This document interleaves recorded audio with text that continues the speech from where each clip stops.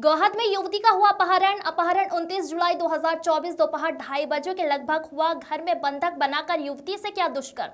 भिंड जिले के गोहद थाना क्षेत्र के अंतर्गत अपहरण कर दूसरे जिले ग्वालियर में ले गए आरोपी। ग्वालियर में अपनी बहन के खाली पड़े मकान में युवती को लगभग 7 दिनों तक आरोपियों ने रखा बंधक बनाकर। मौका पाकर युवती आरोपियों के चंगुल से भागकर अपने घर पहुंची और परिजनों को सुनाई अपनी आप बीती। 2 आरोपियों में से एक आरोपी युवक युवती से करता था एक तरफा प्यार। युवती ने शादी करने से किया मना। युवकों ने 26 वर्षीय युवती का किया अपहरण, बंधक बनाकर उसके साथ कई दिनों तक किया दुष्कर्म। युवती के परिजन अपहरण और बंधक बनाकर दुष्कर्म किए जाने की शिकायत लेकर पहुंचे गोहद थाना पुलिस ने पीड़ित युवती की शिकायत और बयान पर 2 नामजद आरोपियों के खिलाफ BNS की धारा के तहत मामला पंजीबद्ध कर विवेचना में लिया गया। लेकिन 1 माह होने पर भी आरोपी पुलिस की गिरफ्त से दूर हैं। पुलिस उनके धरपकड़ के लिए प्रयास कर रही है। अवधेश भदौरिया की रिपोर्ट। आपके साथ में क्या घटना हुई? मैं अपने घर पर सिलाई कर रही थी, मेरी मम्मी सो रही थी। अचानक में गाड़ी लेकर ये लोग आए, बल्लू और बॉबी और है ना एक लड़का और था जो मुंह बांधे था, और है ना मेरे से दबाव बनाया कि बाहर बुलाया कि बाहर आओ, बात करना है तुमसे। तो मैं बाहर गई तो शादी का दबाव बनाने लगे कि शादी करना है मुझे तुमसे। तो मैंने मना कर दिया। तो ज़बरदस्ती मेरे बाल पकड़े, मेरी कस की चोटी पकड़ी और जो मैं दुपट्टा डाली थी गले में वो गर्दन पर लपेट लिया था और गाड़ी में ले गए। और यहाँ से चौराहे के आगे थोड़ा बल्लू उतर गया था, किसी का फ़ोन आ गया था। फिर उनसे बोला कि मुझे जाना पड़ेगा, मैं ना नगर पालिका का सबूत दे दूँगा कि मैं वहाँ हूँ। वहाँ से उतर के नारायण विहार कॉलोनी में गए थे। वहाँ पे कोई सुमन थी, उसकी पता नहीं क्या नाम ले रहा था, ऐसे कुछ ले रहा था। तो है ना वहाँ पे उसके बस 2 छोटे छोटे बच्चे थे।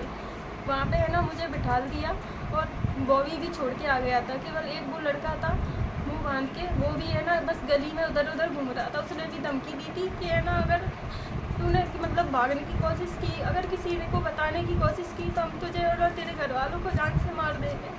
फिर शाम को ये लोग लेके आए मुझे।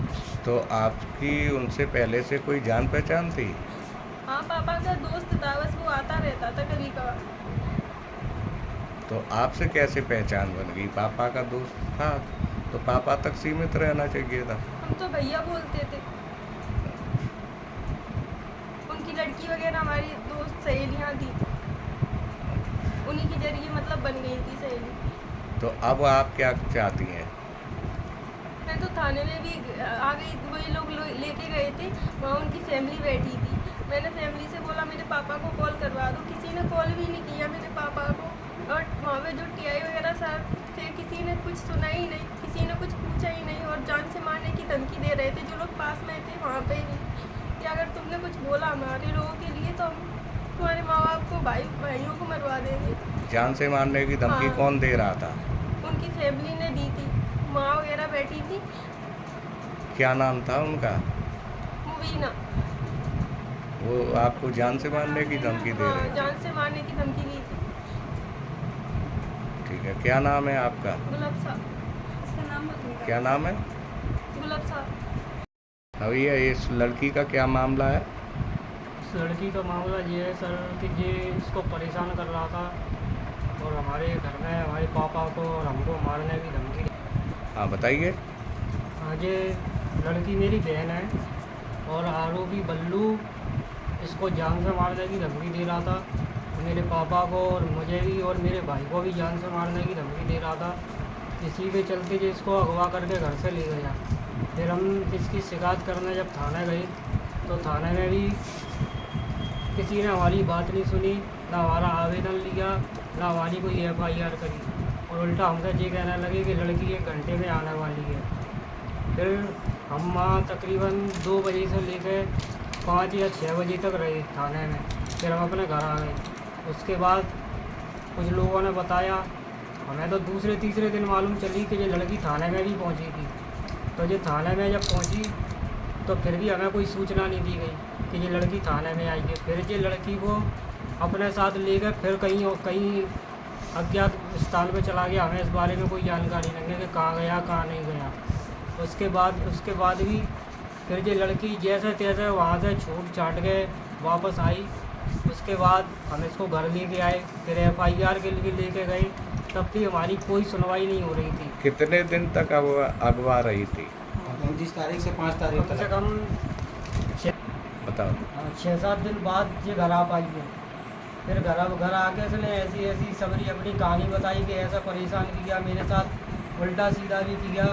इसमें मुख्य आरोपी बल्लू और उसका छोटा भाई बॉबी और इसके घर के अन्य लोग भी और इसके कुछ दोस्त वगैरह भी इसका साथ दे रहे थे। और पुलिस वालों ने फिर हम जब FIR के लिए थाने गए तो TI साहब ने अपने मन मर्जी के मुताबिक FIR दिखवाई और हमारी कोई सुनवाई नहीं करी। तब हम फिर SP ऑफिस में भी आवेदन एक दे के आए, उसके बाद भी कोई कार्रवाई आज तक नहीं हुई। और ये बल्लू आए दिन हमारे घर पे आके हमको परेशान करता है, जान से मारने की धमकी दिलवाता है, फ़ोन लगवा के हमको परेशान कर रहा है। कहीं इसका कोई रिश्तेदार हमको परेशान करने के लिए आता है, कहीं कोई रिश्तेदार इसका परेशान करने के लिए आता है। अब मैं ऐसे सबके नाम लूँगा तो कौन से हम दुश्मनी बांधेंगे। इस लिहाज से मेरा निवेदन है कि इसमें जल्दी से जल्दी कार्रवाई करें, क्योंकि हमारे घर में कोई अप्रिय घटना घट सकती है, उसका जिम्मेदार जो पूरा प्रशासन होगा और थाना होगा। क्या नाम है आपका? मेरा नाम है अनीस।